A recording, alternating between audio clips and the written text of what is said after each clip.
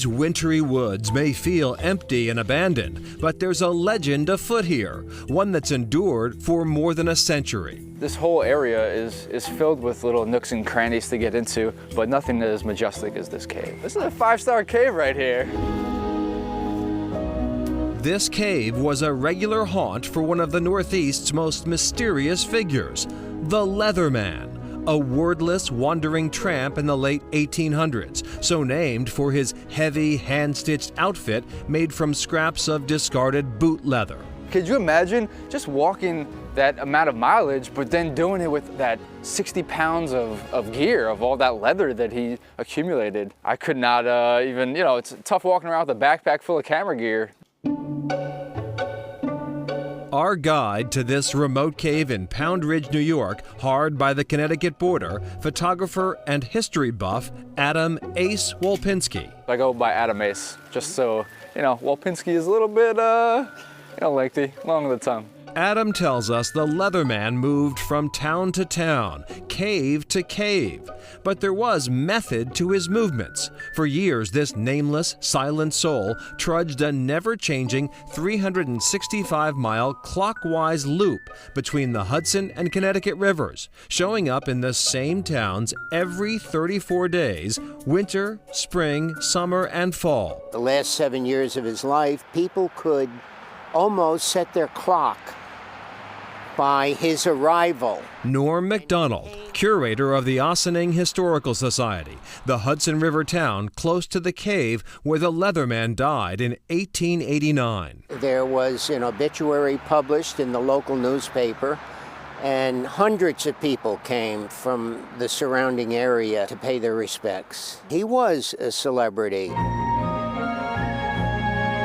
Indeed, the clock-like coming and goings of the Leatherman were routinely reported in newspapers of the time, including the New Haven Register and New York Times. People knew the Leatherman, and nobody really bothered him, for the most part. He was free. He never hurt anybody. He never even talked to anybody, and he just kept moving.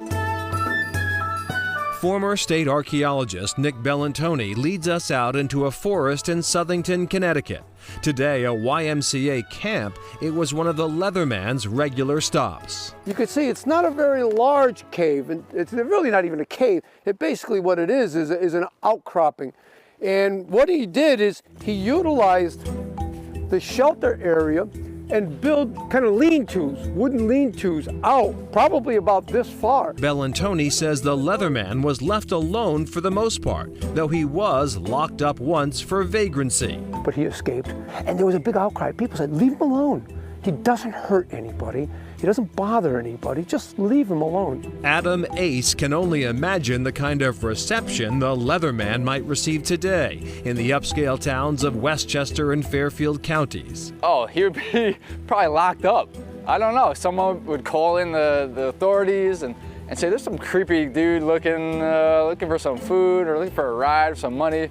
They would probably get locked up, honestly. There was some thought that he may have been from Quebec, but we have no evidence that he had lived in Canada. Still, a myth grew up around this mystery man, that he was a heartbroken Frenchman named Jules Burglet. The story was discredited soon after its publication during the Leatherman's life. The false story even went so far as to be set in stone at the Sparta Cemetery in Ossining. This was not his name. In 2011, a decision was made to move the Leatherman's grave due to safety concerns. It was too close to a busy road.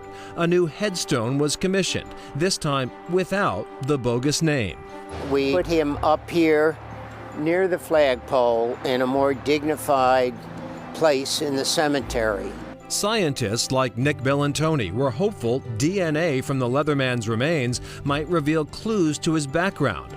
But when they opened the grave, there wasn't a trace of the old fellow left. The elusive Leatherman, we never found him. He got away again.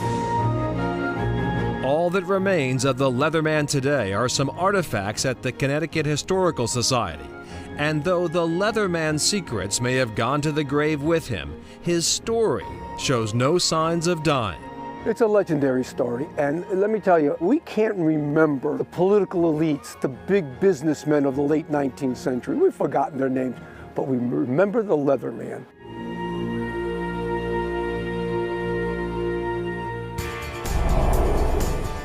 I see things and go into artist mode.